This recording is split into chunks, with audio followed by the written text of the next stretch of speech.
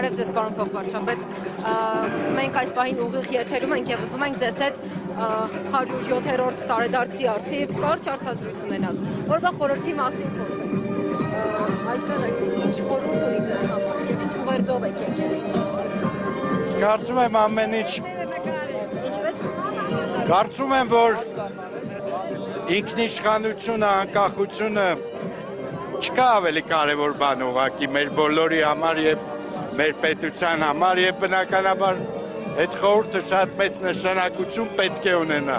բոլորիս համար և անհատապես և որպես պետության քաղաքացի։ Պարոն վարչապետ, փոխվարչապետ,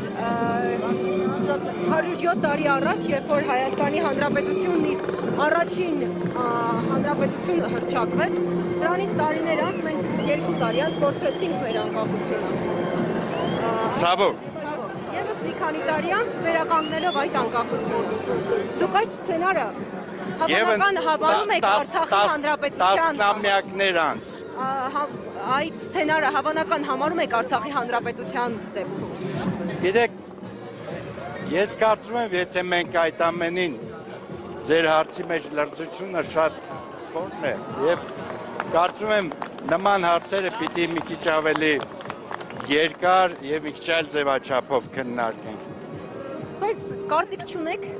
թեկուզ կարճ։ Բնականաբար ունեմ, բայց այդ կարծիքը կարճ արտահայտելը ես համարում եմ սխալ և անհարգանք ձեր հարցի նկատմամբ։ Իսկ ինչպես նույն խորհուրդը ունի այս օրը Արցախի կորստով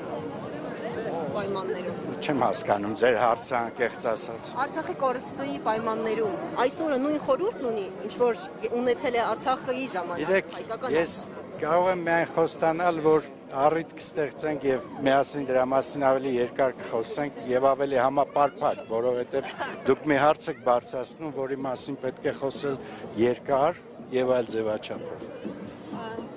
Ավարտենք։ Առիթից օգտվելով չեք ուզում շնորհավորել մեր հայրենակիցներին։ Իհարկե ուզում եմ շնորհավորել, իհարկե շնորհավորում եմ սրտանց։ Շնորհակալություն։ Արդեն առիթ ունեցել եմ շնորհավորել այսօր ուղղակի։ Մեր ուղիղ եթերում։ Իհարկե, Շնորհակալություն։